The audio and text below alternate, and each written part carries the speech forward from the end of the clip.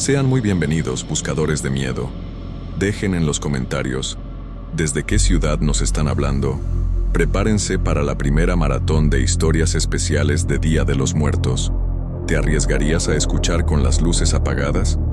Que comiencen los relatos más inquietantes de octubre.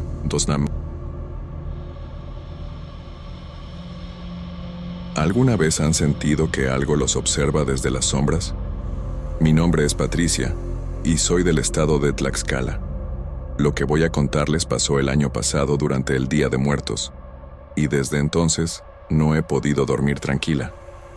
Era una tarde gris de noviembre cuando llevé a mi sobrina Sofía de 6 años al cementerio San Miguel para visitar a mis abuelos.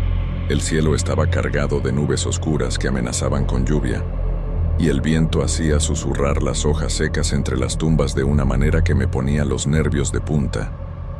El lugar estaba lleno de familias, flores de cempasúchil, y ese ambiente que, aunque solemne, normalmente se siente cálido. Pero ese día había algo diferente en el aire, una pesadez que no podía explicar.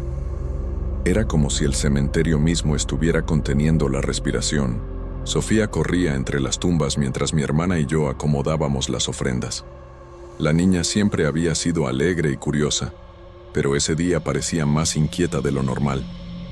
Cada pocos minutos se detenía y miraba hacia las secciones más alejadas del cementerio, como si escuchara algo que nosotras no podíamos percibir. Mientras limpiábamos la lápida de nuestros abuelos, noté que la temperatura había bajado considerablemente. Mi aliento comenzó a formar pequeñas nubes de vapor, algo extraño considerando que apenas eran las 4 de la tarde. Mis manos se entumecieron rápidamente y tuve que frotarlas para recuperar la sensibilidad. De repente, el silencio se volvió absoluto. Los pájaros dejaron de cantar, el viento se detuvo y hasta las conversaciones de las otras familias parecieron apagarse. Fue en ese momento cuando vi a Sofía, completamente inmóvil, parada cerca de una sección del cementerio que no reconocía.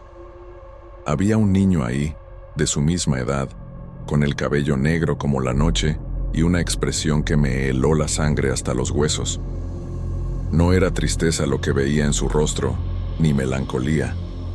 Era algo mucho más perturbador, una especie de hambre desesperada, como si hubiera estado esperando durante mucho, mucho tiempo. El niño vestía ropa que parecía de otra época, un pantalón corto y una camisa blanca que estaban extrañamente limpios para alguien que se encontraba en un cementerio. Pero lo más inquietante eran sus ojos, completamente negros, sin iris ni pupila visible, como 2 pozos profundos que parecían absorber la luz a su alrededor. Sofía caminó hacia él como hipnotizada, con pasos lentos y mecánicos que no eran propios de una niña de su edad. Yo grité su nombre 1, 2, 3 veces, pero era como si no me escuchara. Mi voz se perdía en el aire como si algo la estuviera absorbiendo antes de que pudiera llegar a sus oídos. El niño le extendió una flor marchita, pero cuando Sofía la tomó, vi que sus deditos se habían puesto azules del frío. La flor parecía estar cubierta de escarcha, y pequeños cristales de hielo se formaron alrededor de los dedos de mi sobrina. El aire alrededor de ambos niños se volvió visible, como si estuvieran parados dentro de un refrigerador. Corrí hacia ella, pero con cada paso que daba, sentía como si estuviera moviéndome a través de melaza. Mis piernas se volvían más pesadas, y la distancia entre nosotras parecía estirarse imposiblemente.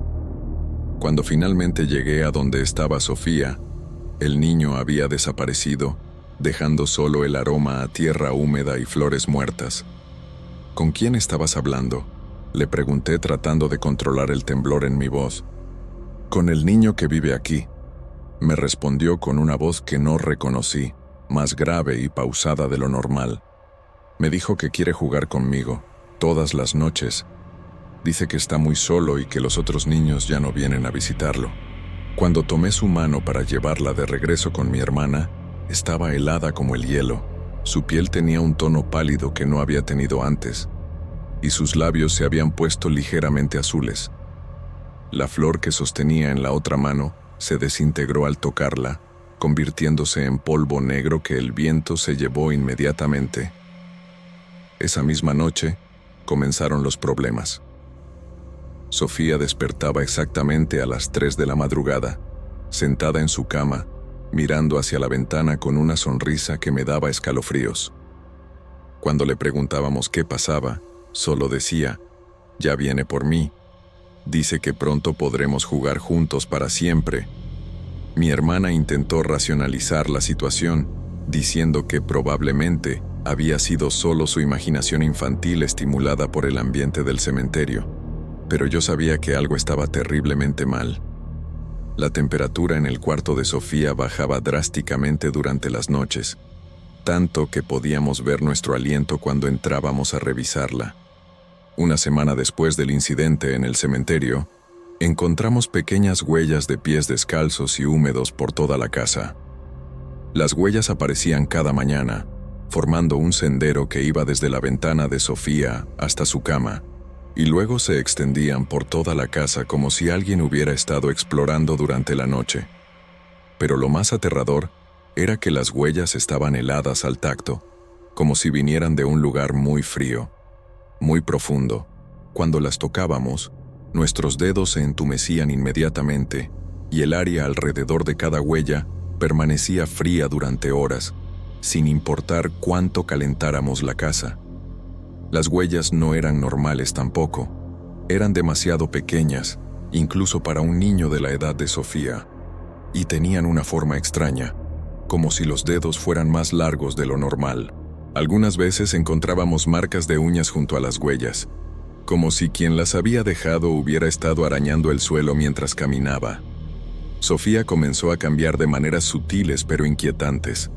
Su apetito desapareció casi por completo, y cuando comía, solo quería alimentos fríos, helado, frutas congeladas, agua con hielo.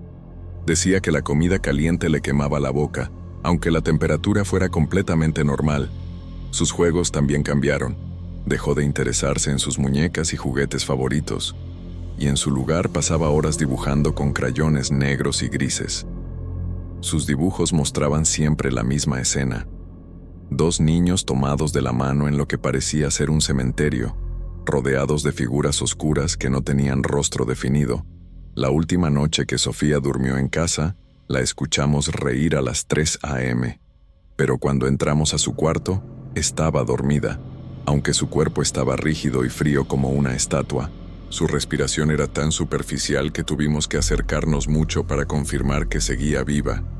Al día siguiente, tenía marcas en los brazos, como si alguien la hubiera jalado con mucha fuerza. Las marcas eran pequeñas, del tamaño de manos de niño, pero estaban tan frías que parecían quemaduras por congelación. Cuando le preguntamos qué había pasado, solo sonrió y dijo: «Estuvimos jugando. Dice que ya casi es hora de que me vaya con él».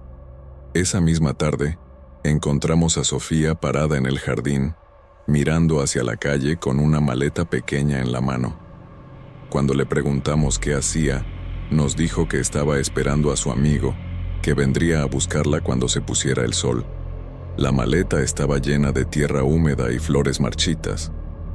Tuvimos que llevarla con una curandera del pueblo, una mujer mayor que tenía fama de poder lidiar con este tipo de situaciones. Cuando la curandera vio a Sofía, su rostro se puso pálido inmediatamente y se persignó varias veces antes de siquiera acercarse a la niña. La curandera nos dijo algo que jamás olvidaré: «Ese niño lleva décadas esperando un compañero de juegos. Murió solo y con mucha tristeza, y ahora que encontró a alguien que puede verlo, no la va a dejar ir fácilmente. Su alma está tratando de llevársela de ella al otro lado».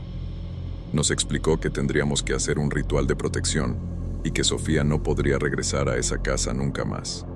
El niño había marcado el lugar, y mientras ella estuviera ahí, él tendría poder sobre ella. La única manera de romper la conexión era alejándola físicamente del área donde había ocurrido el primer encuentro. Sofía ahora vive con unos tíos en otro estado, a más de 500 kilómetros de distancia. Según nos cuentan, ha vuelto a ser la niña alegre que era antes, aunque todavía tiene pesadillas ocasionales donde sueña que está jugando en un cementerio con un niño de ojos negros que no la deja irse a casa. Pero cada día de muertos, cuando paso por el cementerio San Miguel, juro que puedo ver una pequeña silueta parada entre las tumbas, en el mismo lugar donde Sofía encontró a su amigo. La figura nunca se mueve, solo permanece ahí, esperando pacientemente. Y lo más aterrador de todo es que cada año, esa silueta parece estar un poco más cerca de la entrada del cementerio, como si estuviera buscando una nueva manera de salir y encontrar a otro niño que pueda verlo, otro compañero de juegos que pueda llevarse consigo a la oscuridad eterna.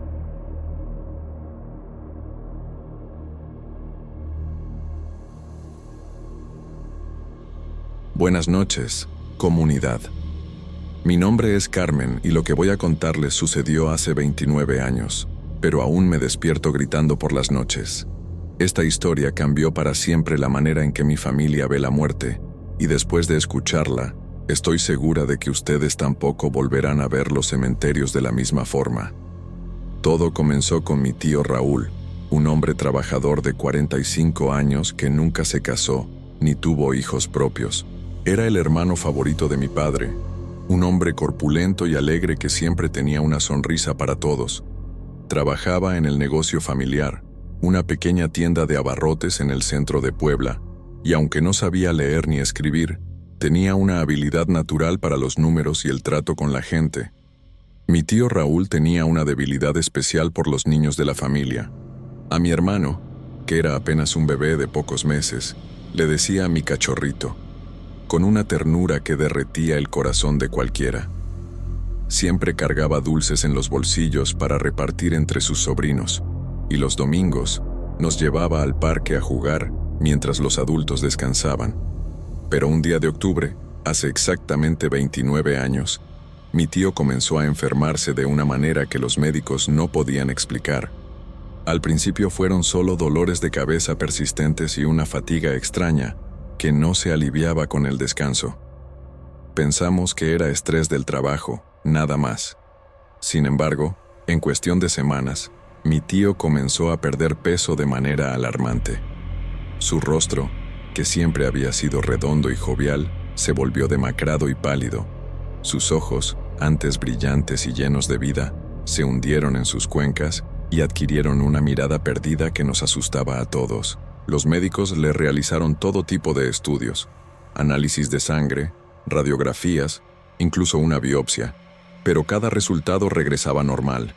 No había cáncer, no había infecciones, no había explicación médica para su deterioro.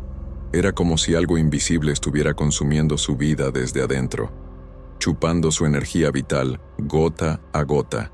Mi abuela, una mujer profundamente religiosa pero también conocedora de las tradiciones antiguas, comenzó a sospechar que algo sobrenatural estaba afectando a su hijo. Había escuchado historias similares en su juventud en Oaxaca, donde la brujería y los maleficios eran parte de la vida cotidiana, aunque nadie hablara abiertamente de ellos. Después de 6 meses de consultas médicas infructuosas, mi abuela tomó la decisión de contactar a una bruja de Veracruz que tenía fama de poder detectar y deshacer trabajos de magia negra. La mujer, de unos 60 años con el cabello completamente blanco y ojos que parecían ver más allá de lo visible, llegó a nuestra casa una tarde lluviosa de abril. La bruja examinó a mi tío durante horas, pasando las manos sobre su cuerpo sin tocarlo, susurrando palabras en una lengua que ninguno de nosotros reconocía.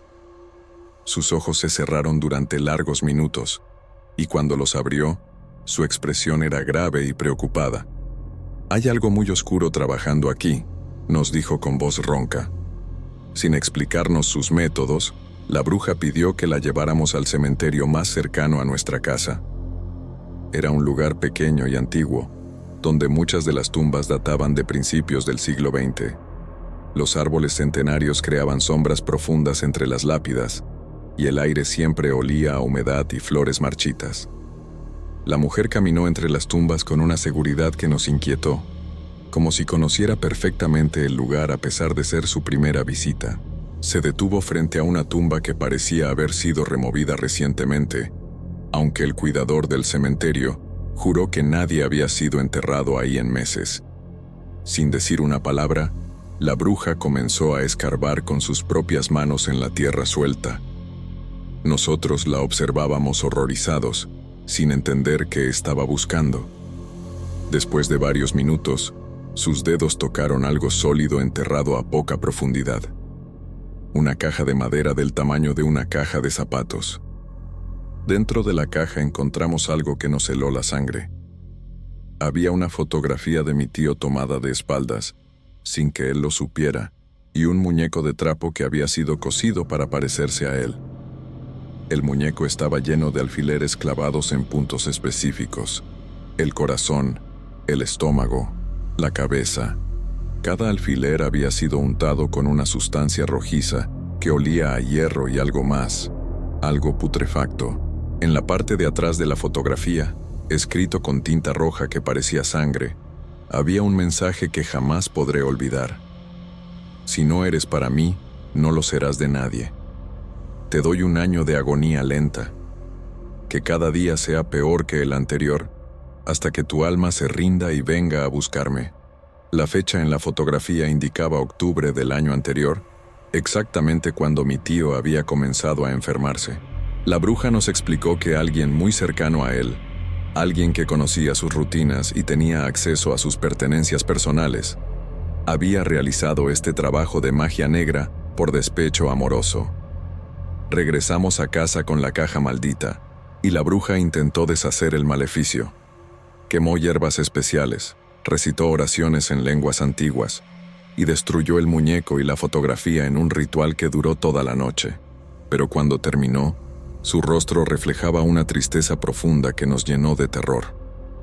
El mal que le han hecho está demasiado avanzado, nos dijo con voz quebrada. Ha estado trabajando en su cuerpo durante casi un año completo. Su fuerza vital está demasiado debilitada para recuperarse. Lo siento mucho, pero ya no hay nada que pueda hacer por él. En un arranque de desesperación y coraje, mi abuela le pidió a la bruja que devolviera el mal a quien lo había hecho. Que sufra lo mismo que está sufriendo mi hijo, le suplicó con lágrimas en los ojos. Pero mi tío, aún en su estado debilitado, se negó rotundamente a permitir que se hiciera daño a otra persona. Las personas pagan por sus actos tarde o temprano, dijo mi tío con una voz que era apenas un susurro. No quiero cargar con el peso de la venganza en mi alma. Prefiero irme en paz, sabiendo que no hice daño a nadie, ni siquiera a quien me lo hizo a mí. Mi tío Raúl murió exactamente un año después de que comenzara su enfermedad, el 14 de octubre, tal como había predicho el mensaje en la fotografía. Su muerte fue lenta y dolorosa, y verlo consumirse día tras día fue una tortura para toda la familia. Pero lo que vino después fue aún peor.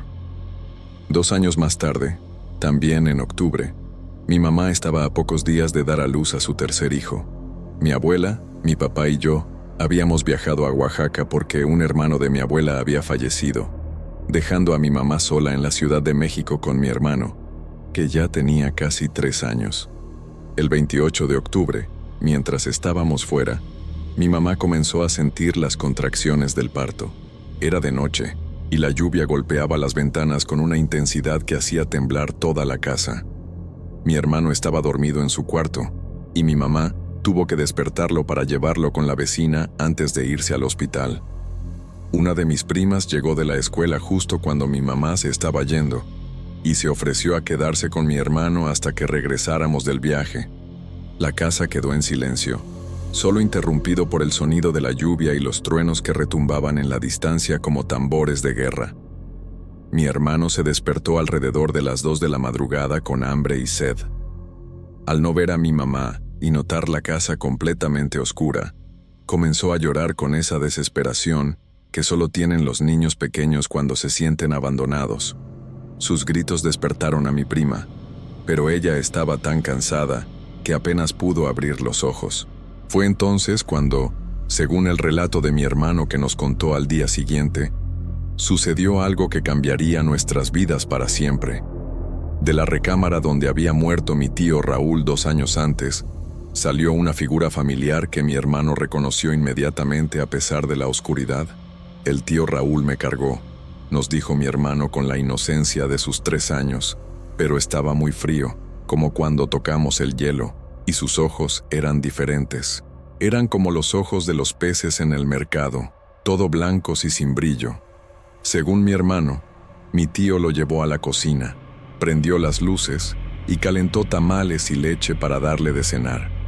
Pero cuando mis tías llegaron 1 hora después, encontraron la comida completamente fría, como si hubiera estado en el refrigerador durante horas.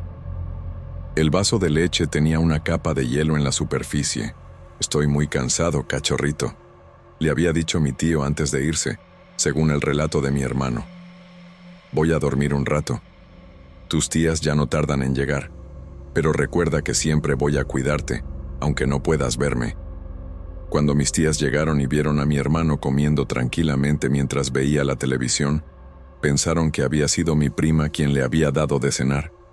Pero cuando fueron a agradecerle, la encontraron profundamente dormida en el sofá, y cuando la despertaron, juró que no había escuchado nada durante toda la noche.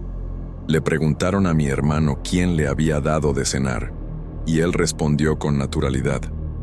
Mi tío Raúl se levantó de su cama, me cargó y calentó la comida. Ya se fue a dormir porque está muy cansado. Dice que los muertos necesitan dormir mucho porque estar despiertos les duele. Mis tías se asustaron profundamente al escuchar esto, ya que mi tío había muerto 2 años antes en esa misma casa, específicamente en la recámara de la cual mi hermano decía que había salido.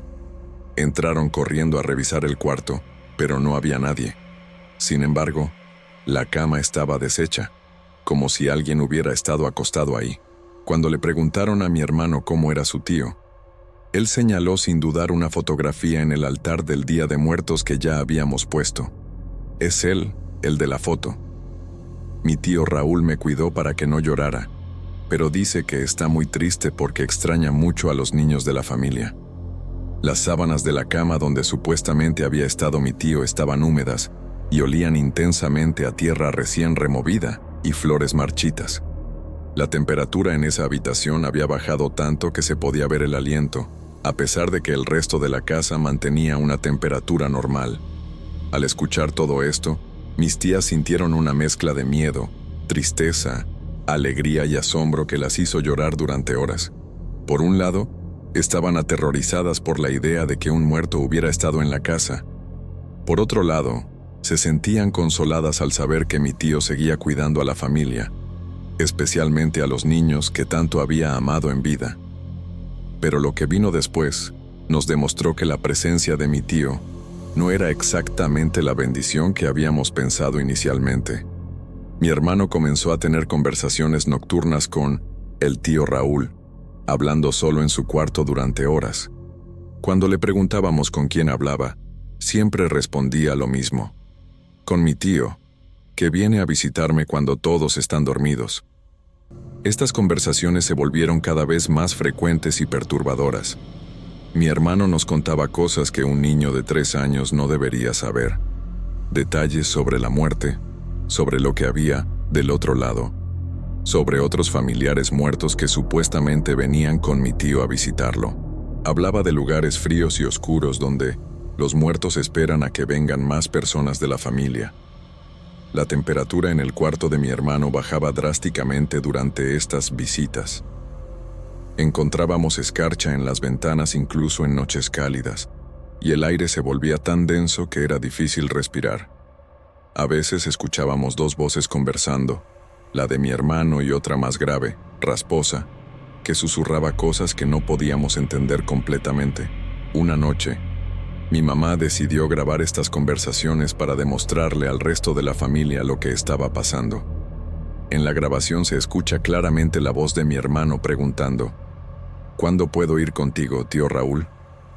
Y luego, una voz que reconocimos inmediatamente a pesar de sonar distorsionada, respondió: pronto, cachorrito. Los muertos necesitamos compañía, y tú eres mi favorito. Cuando crezcas un poco más, podrás venir conmigo para siempre. Esa grabación nos aterrorizó tanto que decidimos mudarnos inmediatamente. No podíamos permitir que mi tío, por mucho que lo hubiéramos amado en vida, se llevara a mi hermano con él al mundo de los muertos. Empacamos nuestras cosas en una sola noche y nos fuimos a vivir a otra ciudad, esperando que la distancia rompiera la conexión entre ellos. Pero nuestra esperanza fue en vano. Cada día de muertos, sin falta, mi hermano recibe una llamada telefónica a las 3 de la madrugada. Del otro lado de la línea solo se escucha una respiración pesada y esa voz que conocemos muy bien. Te estoy esperando, cachorrito. Cada año que pasa, me pongo más impaciente. Los muertos no olvidan a quienes aman. Mi hermano ahora tiene 32 años, está casado y tiene hijos propios, pero todavía recibe esas llamadas cada día de muertos. Ha cambiado de número telefónico docenas de veces, ha vivido en diferentes ciudades, incluso se mudó al extranjero durante algunos años. Pero las llamadas siempre lo encuentran. Lo más aterrador es que ahora mi tío no solo llama a mi hermano. Desde que nacieron los hijos de mi hermano, las llamadas han comenzado a incluir mensajes para ellos también. Dile a mis nietos que su tío abuelo los está esperando. Susurra esa voz desde el más allá. La familia debe estar junta, y yo he estado solo demasiado tiempo. Cada año, las llamadas se vuelven más insistentes, más desesperadas, y cada año, mi hermano envejece un poco más, acercándose al momento en que, según las palabras de mi tío muerto, finalmente podrán venir para siempre, al lugar donde los muertos esperan a sus seres queridos. Porque, como aprendimos de la manera más aterradora posible, el amor no termina con la muerte. A veces, ese amor se vuelve una obsesión eterna que puede ser más peligrosa que cualquier odio. Una cadena invisible que ata a los vivos con los muertos en una danza macabra que puede durar para siempre.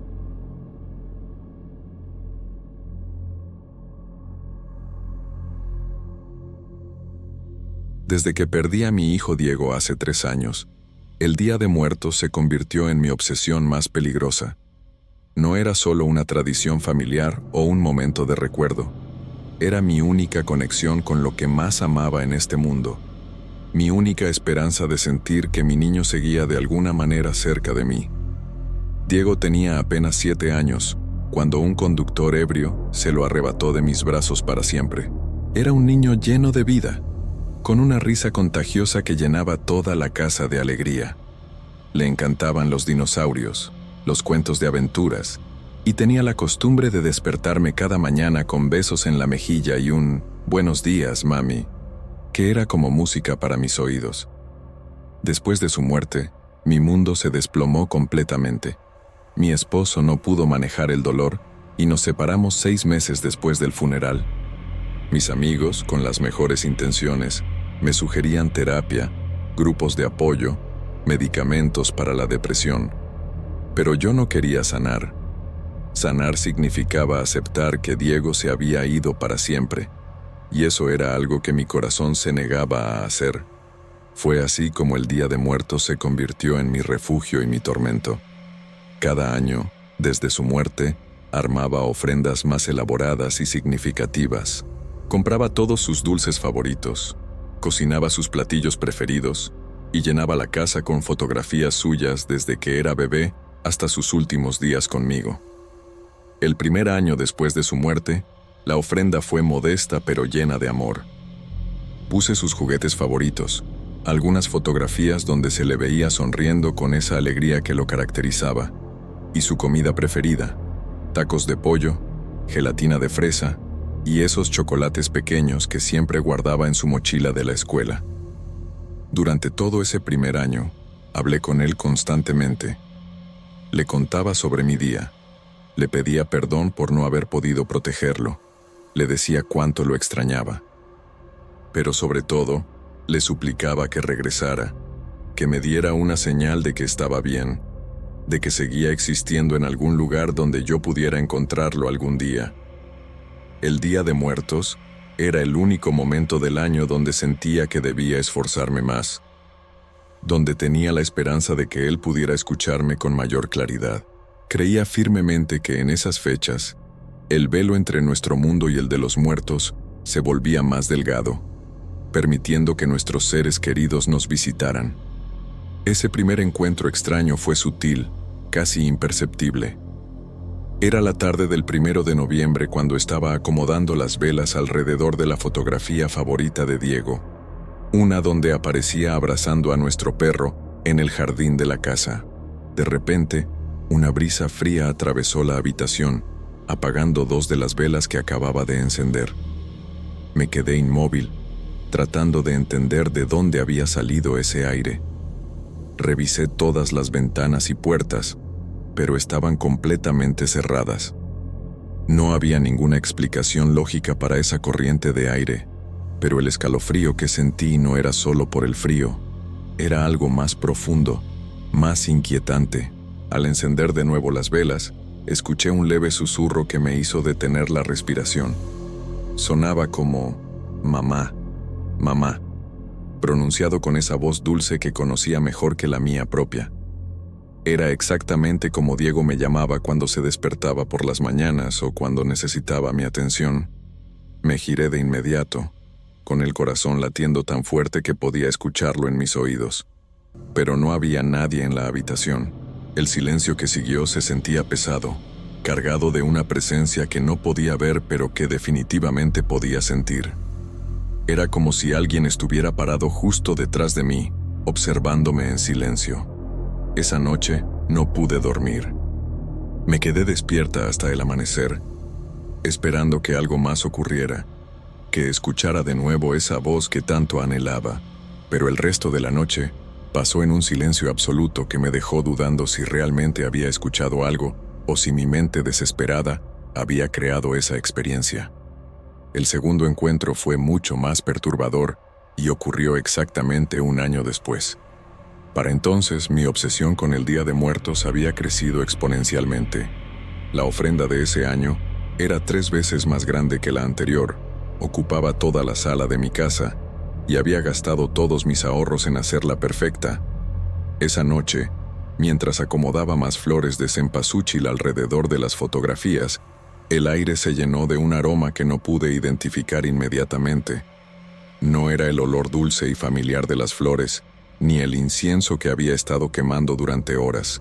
Era algo húmedo, terroso, como el olor de la tierra recién removida después de una lluvia intensa. Traté de distraerme pensando que tal vez el aroma venía del jardín, donde había estado lloviendo durante toda la semana. Pero cuando me agaché para encender otra veladora, sentí algo que me heló la sangre. Una pequeña mano fría se posó suavemente sobre mi hombro, con el peso exacto de la mano de un niño de 7 años. Mi corazón se detuvo por un segundo completo. Giré lentamente, con tanto miedo como esperanza, y por el reflejo en una de las fotografías enmarcadas, vi lo que parecía ser la sombra de un niño pequeño parado directamente detrás de mí. La sombra tenía la estatura exacta de Diego, la misma postura que él tenía cuando se acercaba a pedirme algo. Cerré los ojos con fuerza y respiré profundamente, repitiéndome una y otra vez que solo era mi mente jugándome una mala pasada, que mi dolor y mi desesperación estaban creando ilusiones. Pero cuando abrí los ojos, el olor a tierra húmeda había desaparecido completamente y la casa había vuelto a su temperatura normal. Esa noche lloré durante horas, atrapada entre el miedo y una esperanza desesperada. Por un lado, estaba aterrorizada por lo que había experimentado. Por otro lado, una parte de mí se sentía eufórica al pensar que tal vez, solo tal vez, Diego realmente había estado ahí conmigo, tratando de hacerme saber que seguía cerca. Durante todo el año siguiente, me dediqué completamente a investigar sobre comunicación con los muertos, sobre cómo fortalecer la conexión con los seres queridos fallecidos. Leí libros sobre espiritismo, consulté con médiums y aprendí sobre rituales y ceremonias que supuestamente podían abrir portales entre nuestro mundo y el más allá. Pero sobre todo, le pedía a Dios todas las noches que me permitiera ver a Diego, aunque fuera solo un momento. Le ofrecía mi vida a cambio de poder abrazarlo una vez más, de poder decirle cuánto lo amaba, de poder pedirle perdón por no haber estado ahí para protegerlo cuando más me necesitaba. Llévame con él, le suplicaba al cielo cada noche antes de dormir. Yo no merezco estar aquí sin él. Él era inocente, era puro, era todo lo bueno que había en mi vida. Si alguien tenía que morir, debería haber sido yo. Por favor, déjame estar con mi niño. El último encuentro, comunidad, ese es el que jamás podré borrar de mi memoria, sin importar cuántos años pasen o cuánta terapia reciba. Fue la madrugada del 2 de noviembre de 2023, exactamente 3 años después de la muerte de Diego, y yo había preparado la ofrenda más elaborada y costosa de todas. La casa estaba completamente transformada. Había flores de cempasúchil en cada superficie, velas de todos los tamaños y colores, fotografías de Diego desde que era bebé hasta sus últimos días, y una mesa entera dedicada solo a sus pertenencias, sus juguetes, su ropa favorita, sus libros de cuentos, incluso su almohada para que pudiera descansar si venía a visitarme. Decidí sentarme frente a la ofrenda y hablarle directamente a Diego, como si estuviera sentado ahí conmigo. Le conté lo mucho que lo extrañaba, cómo cada día sin él era una tortura, cómo deseaba con toda mi alma poder verlo aunque fuera solo un momento para asegurarme de que estaba bien donde quiera que estuviera. Diego, mi amor, le dije con lágrimas corriendo por mis mejillas, si puedes escucharme, por favor dame una señal. Necesito saber que estás bien, que no estás solo, que algún día podremos estar juntos de nuevo. Mami te extraña tanto que duele respirar. Las velas comenzaron a titilar como si respondieran a mis palabras, creando sombras danzantes en las paredes que parecían cobrar vida propia. Sentí un nudo en la garganta y los ojos me ardían de contener las lágrimas que habían estado acumulándose durante 3 años de dolor ininterrumpido. De pronto, un golpe fuerte resonó en la puerta principal, como si alguien la hubiera empujado desde afuera con una fuerza sobrehumana. Me levanté de un salto, con el corazón retumbando en el pecho como un tambor de guerra. El sonido había sido tan fuerte que estaba segura de que los vecinos lo habrían escuchado. Caminé lentamente hacia la puerta, pero antes de que pudiera alcanzarla, otro golpe aún más fuerte hizo temblar toda la casa. Esta vez, una ráfaga de aire helado atravesó la sala, tan fría que pude ver mi aliento formando pequeñas nubes de vapor. Todas las velas de la ofrenda se apagaron simultáneamente, sumiendo la casa en una oscuridad absoluta.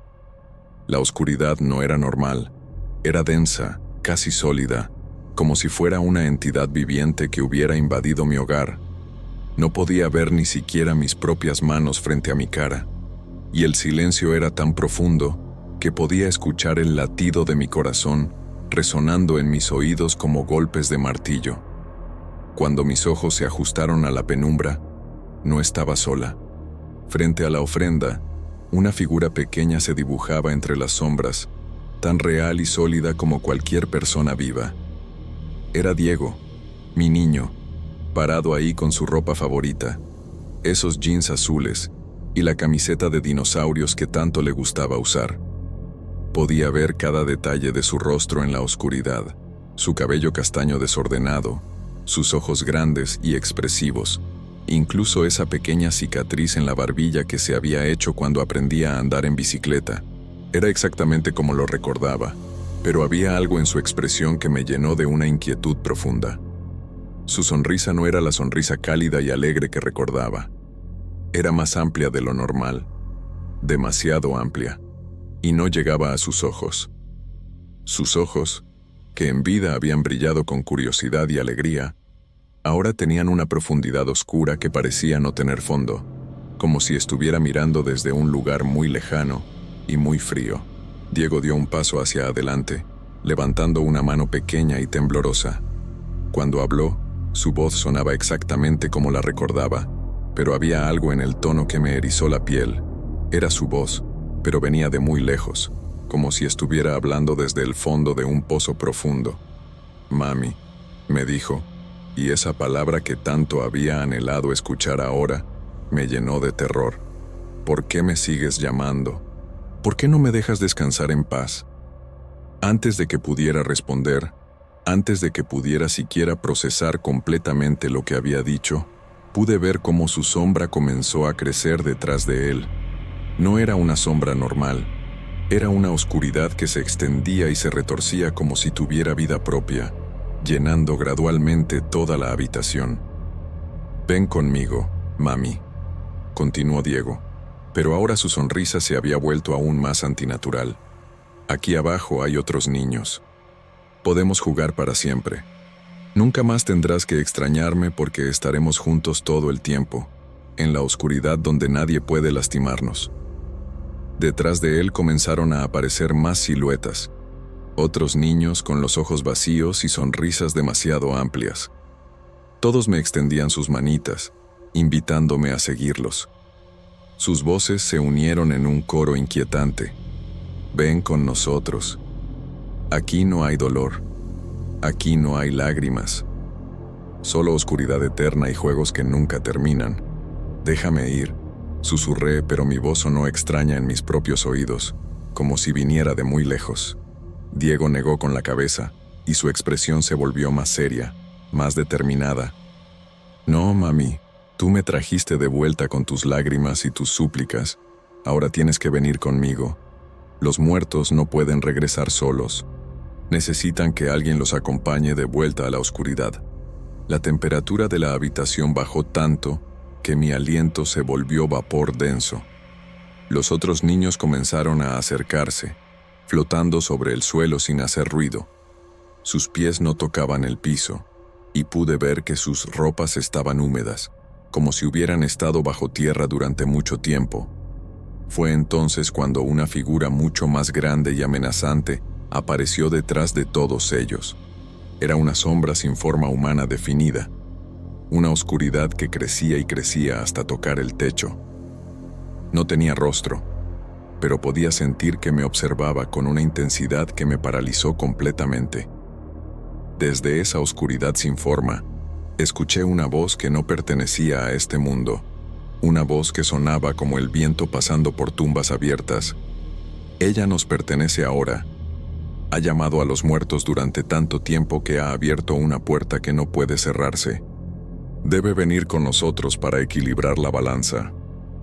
Los niños se acercaron más, y pude ver que sus ojos no eran realmente ojos, sino huecos profundos llenos de una oscuridad que parecía moverse y retorcerse. Sus sonrisas se habían vuelto grotescas, demasiado amplias para sus rostros pequeños, mostrando dientes que parecían más afilados de lo normal. «Mami», dijo Diego una vez más, pero ahora su voz tenía un eco extraño, como si múltiples voces hablaran al mismo tiempo. «Ya no puedes vivir sin mí, ¿verdad? Entonces ven conmigo. Aquí nunca estaremos separados. Aquí podrás abrazarme para siempre». Sentí como si algo invisible me jalara hacia ellos. Mis pies comenzaron a moverse sin mi voluntad, dando pasos lentos hacia la oscuridad que se extendía desde donde estaba Diego. El aire se volvió tan espeso que era difícil respirar, y cada paso me hacía sentir más fría, más vacía. Pero justo cuando estaba a punto de tocar la mano extendida de Diego, algo dentro de mí se reveló. Una parte de mi mente que aún funcionaba con claridad me gritó que esto no era mi hijo. Mi Diego nunca me haría daño, nunca me pediría que abandonara la vida. Él me habría querido feliz, no atrapada en una obsesión destructiva. «¡No!», grité con todas mis fuerzas, y de alguna manera esa palabra rompió el hechizo que me tenía paralizada. «Tú no eres mi Diego. Mi hijo me amaba y jamás me haría daño». La figura que parecía ser Diego se detuvo, y por un momento, su expresión cambió. Por un segundo, pude ver a mi verdadero hijo en sus ojos, triste y preocupado. «Déjame ir, mami», susurró con su voz real, llena de amor y dolor. «Déjame descansar en paz.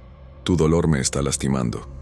Las luces de la calle comenzaron a titilear, y en un parpadeo, todo desapareció. La oscuridad se desvaneció como humo, los niños fantasmales se esfumaron, y la sombra gigante se retiró hacia las esquinas de la habitación antes de desaparecer completamente. Desperté en el hospital 3 días después. Los vecinos me habían encontrado desmayada en el suelo de mi sala, con hipotermia severa, a pesar de que era una noche cálida de noviembre. Los médicos no podían explicar mi condición, y yo no les conté lo que realmente había pasado. Pero lo más extraño fue lo que encontraron en mi casa. Había huellas de pies pequeños por todas partes, huellas húmedas que olían intensamente a tierra de cementerio. Las huellas formaban círculos alrededor de donde yo había estado acostada, como si múltiples niños hubieran estado danzando a mi alrededor durante horas. Desde entonces guardé la ofrenda para siempre y busqué ayuda profesional. Entendí que mi amor por Diego se había convertido en algo tóxico, tanto para mí como para su alma. Mi obsesión no lo estaba honrando, lo estaba atando a un mundo del que ya no formaba parte. Ahora hablo con él de manera diferente. Ya no le pido que regrese, ya no le suplico que me lleve con él. En su lugar, le digo que esté bien donde tenga que estar, que vea por mí desde allá cuando pueda hacerlo, y que nos veremos cuando sea el momento correcto, en el tiempo de Dios, no en el mío. Pero cada noche a las 3 a.m., todavía escucho a Diego llorar suavemente fuera de mi ventana. Y cada vez que miro, veo esos ojos que ya no son los suyos, observándome desde la oscuridad, esperando pacientemente que mi dolor me vuelva a debilitar lo suficiente como para abrir de nuevo esa puerta terrible.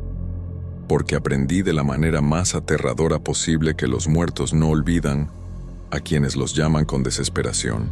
Y una vez que abres esa puerta entre los mundos, hay cosas del otro lado que nunca dejan de tener hambre de vida, de calor, de almas que puedan arrastrar consigo a la oscuridad eterna, donde el tiempo no existe y el dolor nunca termina.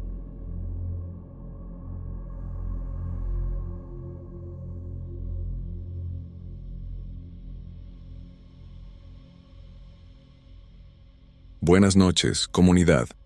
Mi nombre es Vanessa y actualmente vivo en Arizona, Estados Unidos.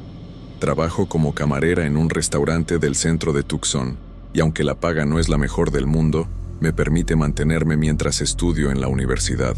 Los fines de semana, cuando el tiempo y el dinero me lo permiten, salgo de fiesta con mis amigas, o hacemos alguna actividad como ir a un escape room, o simplemente caminar por el centro histórico de la ciudad. Una madrugada de sábado de marzo del año pasado, justo después de pasar una noche increíble en un local del centro de Tucson, me despedí de mis amigas Sara y Michelle afuera del club. Habíamos estado celebrando el cumpleaños de Sara, y aunque todas habíamos bebido, yo me sentía bastante consciente y alerta.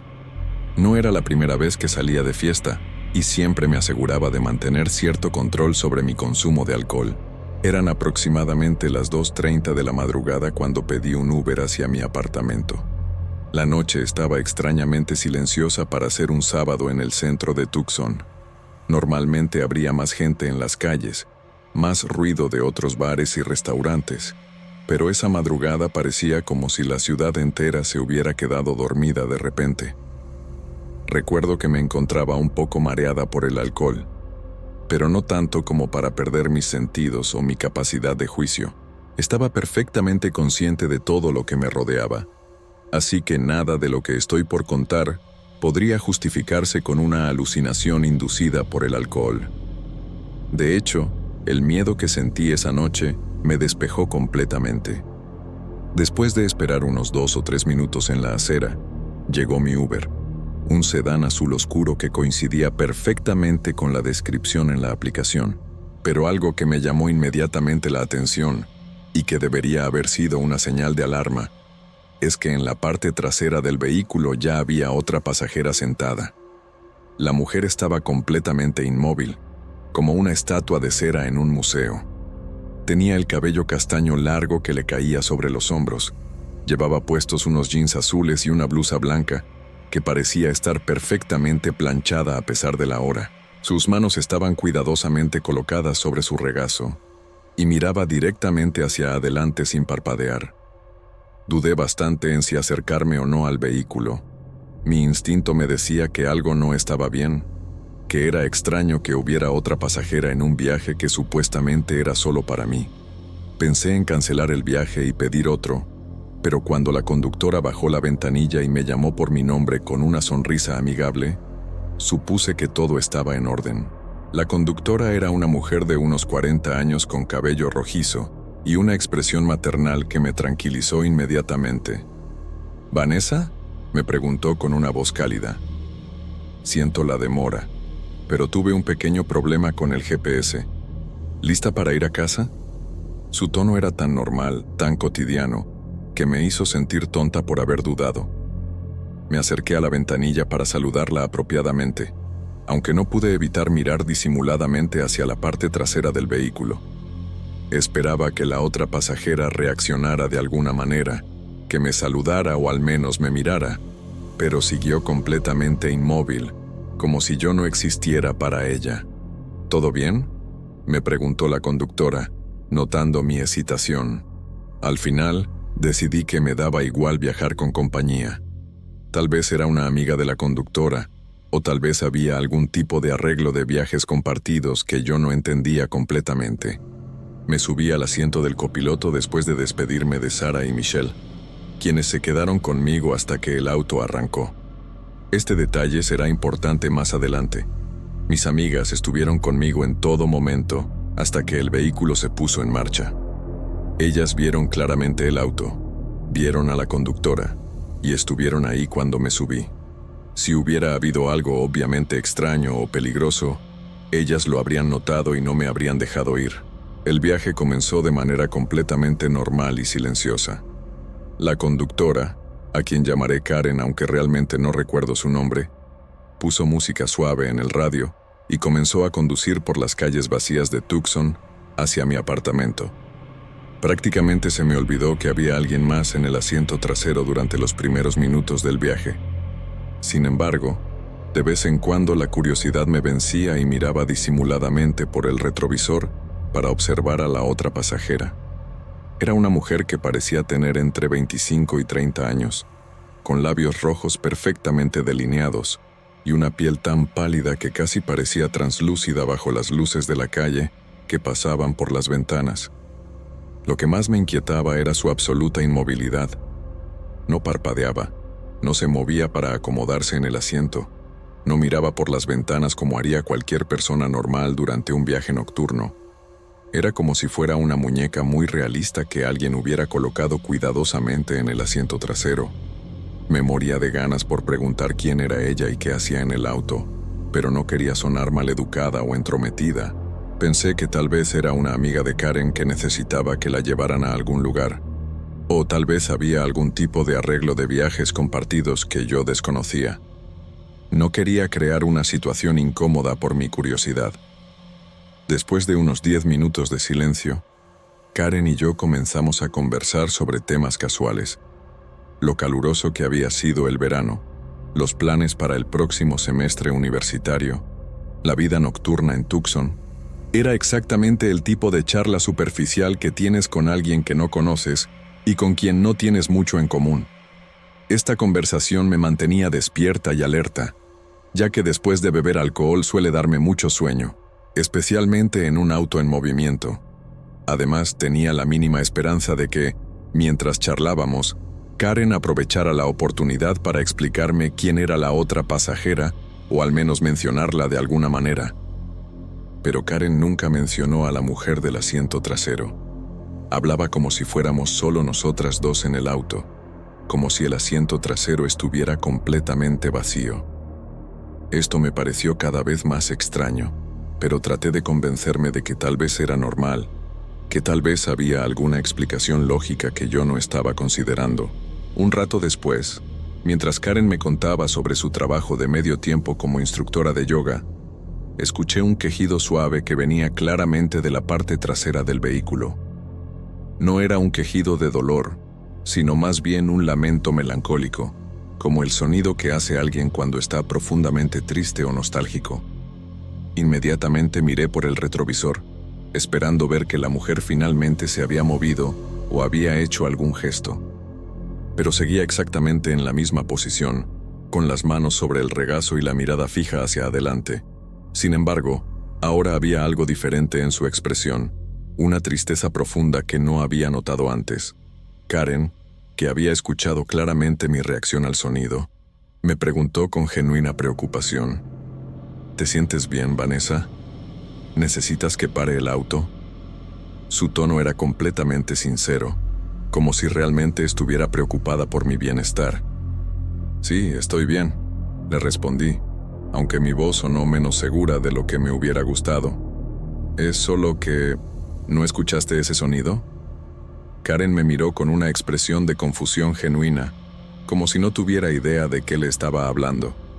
«¿Qué sonido?», me preguntó, y luego añadió con un tono ligeramente burlón pero no malicioso: «Si no fuiste tú, ¿quién más podría ser?». Su respuesta me desconcertó completamente. Era obvio que había alguien más en el auto. ¿Cómo podía actuar como si no fuera así? La verdad es que no supe cómo interpretar su respuesta. Pónganse en mis zapatos, comunidad. Yo estaba viendo claramente a una persona de carne y hueso sentada en el asiento trasero, y mi conductora estaba actuando como si esa persona no existiera. ¿Era algún tipo de broma? ¿Era una situación que yo no entendía? De pronto, mi vista se dirigió nuevamente hacia el retrovisor, y lo que vi me hizo sentir un escalofrío que me recorrió toda la columna vertebral. La mujer de cabello castaño finalmente había movido la cabeza, y ahora me estaba mirando directamente a los ojos a través del espejo. Por primera vez desde que había subido al auto, había hecho contacto visual conmigo. Sus ojos eran de un azul tan pálido que casi parecían grises, y había en ellos una intensidad que me resultó profundamente perturbadora. No era una mirada hostil o amenazante, pero había algo en esos ojos que me hizo sentir como si estuviera viendo algo que no debería estar viendo, como si hubiera cruzado una línea invisible hacia un territorio peligroso. Eso me dio escalofríos inmediatos, pero quise mantener la compostura y actuar con normalidad. Después de todo, solo era otra pasajera, ¿verdad? No había razón para sentirme amenazada o asustada. Levanté la mano y la saludé educadamente, esperando que me devolviera el saludo o al menos sonriera. Pero ella no reaccionó en absoluto. Su expresión no cambió, no movió la mano, no asintió con la cabeza. Simplemente siguió mirándome con esos ojos pálidos e intensos, como si estuviera estudiándome, como si estuviera tratando de entender algo sobre mí que yo misma no sabía. Cuando volví a mirar hacia adelante, noté que Karen tenía una expresión de extrañeza en el rostro. Me estaba mirando con una mezcla de confusión y preocupación que me hizo sentir como si estuviera perdiendo la cordura. «¿Con quién estás saludando, Vanessa?», me preguntó con voz suave. Esa pregunta me golpeó como un balde de agua fría.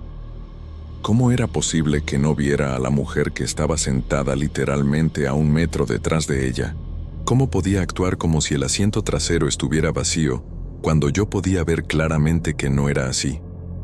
Fue en ese momento cuando decidí que tenía que preguntar directamente, sin importar lo incómodo que pudiera ser. «Karen», le dije, tratando de mantener mi voz calmada y racional, «¿no sabes que hay alguien más en el auto? Hay una mujer sentada en el asiento trasero». La reacción de Karen fue inmediata y dramática. Su rostro se puso pálido en cuestión de segundos, y pude ver cómo sus nudillos se pusieron blancos al apretar el volante con fuerza. Pisó el freno de golpe, tan bruscamente que si no hubiera tenido el cinturón puesto, habría salido volando por el parabrisas. «¿Qué dijiste?», me preguntó con voz temblorosa, girándose para mirarme directamente a los ojos. Había miedo real en su expresión, un miedo que me contagió inmediatamente y me hizo darme cuenta de que algo estaba terriblemente mal con toda esta situación. Karen se dio la vuelta inmediatamente para revisar el asiento trasero, moviendo la cabeza de un lado a otro como si estuviera buscando algo que no podía encontrar. Pero para mi absoluto horror y confusión, cuando yo también me volteé para mirar, la mujer había desaparecido completamente. El asiento trasero estaba vacío. No había rastro de la mujer de cabello castaño. No había ninguna indicación de que alguien hubiera estado sentado ahí durante todo el viaje. Era como si se hubiera evaporado en el aire, dejando solo el olor débil de un perfume floral que no había notado antes. Le juré a Karen una y otra vez que no era una broma de mi parte, que realmente había visto a una mujer sentada ahí durante todo el viaje. Mis manos temblaban mientras trataba de explicarle lo que había visto, describiendo cada detalle de la apariencia de la mujer: su cabello castaño, su blusa blanca, sus ojos azul pálido. Karen salió del auto y dio vueltas alrededor del vehículo, revisando todas las puertas y ventanas. Las puertas estaban cerradas con seguro, murmuró, más para sí misma que para mí. No escuché ninguna puerta abrirse. No vi a nadie salir del auto. ¿Cómo es posible? Cuando regresó al auto, Karen me dijo algo que me heló la sangre. Te creo, Vanessa. Cuando me dijiste que había alguien ahí, logré verla por el espejo lateral durante una fracción de segundo. Y cuando frené bruscamente, sentí como si algo hubiera golpeado mi asiento desde atrás, como si alguien se hubiera movido hacia adelante por la inercia. Pero entonces ninguna de las dos pudo explicarse a dónde había ido esa mujer. Las puertas habían estado cerradas con seguro durante todo el viaje. Ninguna de nosotras había escuchado el sonido característico de una puerta al abrirse, y no habíamos visto a nadie salir del vehículo. Esa mujer simplemente había desaparecido como si nunca hubiera estado ahí. Unos minutos después, reanudamos el viaje en un silencio tenso y perturbador. Karen conducía más lentamente ahora, mirando constantemente por el retrovisor como si esperara que la mujer reapareciera en cualquier momento. Yo mantenía mis ojos fijos en el asiento trasero, pero siguió vacío durante el resto del trayecto. A medida que nos acercábamos a mi apartamento, Karen comenzó a cuestionar lo que había visto. Tal vez solo fue mi imaginación, murmuró. Tal vez la luz de la calle creó una ilusión, o tal vez estaba más cansada de lo que pensaba. Pero yo sabía que no había sido su imaginación, porque yo había visto a esa mujer durante todo el viaje. Cuando le describí en detalle cómo era la mujer, su cabello castaño largo, su blusa blanca impecable, sus jeans azules, sus labios rojos y especialmente sus ojos azul pálido, Karen se quedó callada durante un largo momento. Finalmente me dijo algo que me puso la piel de gallina. Esa descripción, dijo lentamente, se parece mucho a una pasajera que llevé ayer por la tarde. Era muy extraña y silenciosa. Casi no habló durante todo el viaje. Cuando llegamos a su destino, se bajó sin decir una palabra de agradecimiento. Pero eso no puede ser más que una coincidencia, ¿verdad? Karen me contó que esa pasajera anterior había sido muy peculiar. No respondía cuando le hacía preguntas, solo miraba por la ventana con una expresión muy triste. Y hacía mucho frío en el auto mientras ella estaba ahí. Incluso tuve que apagar el aire acondicionado porque la temperatura bajó demasiado. Pero lo más extraño, continuó Karen, fue que cuando llegamos a la dirección que había puesto en la aplicación, resultó ser un cementerio. Le pregunté si estaba segura de que era el lugar correcto, y ella solo asintió y se bajó. La vi caminar entre las tumbas hasta que desapareció en la oscuridad. Al final llegamos a mi apartamento sin más incidentes. Me disculpé profusamente con Karen por las molestias y la experiencia extraña que habíamos compartido. Ella fue muy comprensiva y me dijo que no me preocupara, que estas cosas a veces pasaban y que probablemente había una explicación lógica que simplemente no podíamos ver en ese momento. Nos despedimos cordialmente, pero pude ver en sus ojos que ella estaba tan perturbada como yo por lo que había ocurrido. Antes de irse, me dijo, «Vanessa, ten cuidado, ¿sí? No sé qué fue lo que vimos esta noche, pero algo me dice que no era normal». Tan pronto como entré a mi apartamento, le escribí un mensaje a Sara y Michelle para avisarles que había llegado sana y salva. Cuando ellas respondieron que también estaban en sus casas, les pregunté si habían visto a la mujer que estaba sentada en la parte trasera del Uber cuando me subí. La respuesta de mis amigas me dejó completamente helada. Ninguna de las dos tenía idea de lo que les estaba hablando. «¿Qué mujer?», me escribió Sara. «Solo vimos a la conductora y a ti. El asiento trasero estaba vacío cuando te subiste al auto». Michelle confirmó lo mismo. «Estuvimos contigo hasta que el auto arrancó y no había nadie más ahí. ¿Estás segura de que estás bien? ¿No bebiste demasiado?». Sus respuestas me llenaron de una confusión y un miedo que no había sentido antes en mi vida. Como mencioné al principio de mi relato, no estaba lo suficientemente ebria como para imaginar algo tan detallado y consistente, y mis amigas tampoco estaban tan distraídas como para no notar algo tan obvio como otra persona en el vehículo. Sin embargo, Ellas no habían visto nada. Esa noche no pude dormir. Me quedé despierta hasta el amanecer, repasando cada detalle de lo que había ocurrido, tratando de encontrar una explicación lógica. ¿Había sido una alucinación? ¿Un efecto del alcohol que no había considerado? ¿O había visto realmente algo que no debería haber visto? Durante las siguientes semanas, investigué sobre experiencias similares en Internet. Encontré docenas de historias de personas que habían visto pasajeros fantasmales en vehículos, especialmente en servicios como Uber y taxis. Muchas de estas historias tenían elementos similares: pasajeros silenciosos que desaparecían sin explicación, conductores que no podían verlos, temperaturas que bajaban inexplicablemente. Lo que más me inquietó fue descubrir que muchas de estas apariciones estaban relacionadas con personas que habían muerto en accidentes de tráfico o que tenían alguna conexión emocional fuerte con viajar o trasladarse de un lugar a otro. Era como si sus espíritus siguieran intentando llegar a algún destino que nunca pudieron alcanzar en vida. Desde esa noche, he tomado Uber muchas veces más, pero siempre reviso cuidadosamente el asiento trasero antes de subirme. Nunca he vuelto a ver a la mujer de cabello castaño, pero a veces, en viajes nocturnos, siento una presencia extraña, como si alguien estuviera observándome desde las sombras del asiento trasero. Sin duda, esa fue una de las experiencias más inquietantes e inexplicables de mi vida. No sé si lo que vi era realmente el espíritu de alguien que había muerto, o si fue algún tipo de fenómeno que no puedo comprender. Pero lo que sí sé es que esa noche cambió para siempre mi perspectiva sobre lo que es posible en este mundo. Y cada vez que paso por un cementerio durante la noche, no puedo evitar preguntarme si esa mujer misteriosa sigue ahí, esperando pacientemente su próximo viaje, buscando a alguien más que pueda verla, alguien más que pueda acompañarla en su viaje eterno hacia un destino que tal vez nunca podrá alcanzar.